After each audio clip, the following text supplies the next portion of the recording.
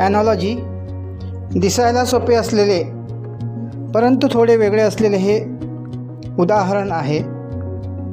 बघितल्या क्षणी आपण काही आडाखे बांधतो. 3ची दुप्पट 6 व 6चा वर्ग 36, 4ची दुप्पट 8 व 8चा वर्ग 64. हा त्यातीलच एक अंदाज, परंतु पर्याय तसा नाही आहे.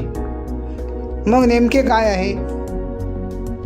जर आपण वर्ग व घन यांचा विचार केला, म्हणजे स्क्वेअर व क्यूब, 3चा वर्ग अधिक 3चा घन यांची बेरीज केली तर 36 येते. त्याचप्रमाणे 4चा वर्ग व 4चा घन यांची बेरीज केली तर 80 येते.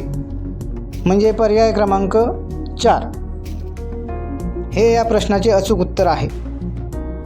आमचे हे चॅनल सबस्क्राईब करा, हा व्हिडिओ शेअर करा, लाईक करा व तुमची कमेंटसुद्धा द्या. धन्यवाद.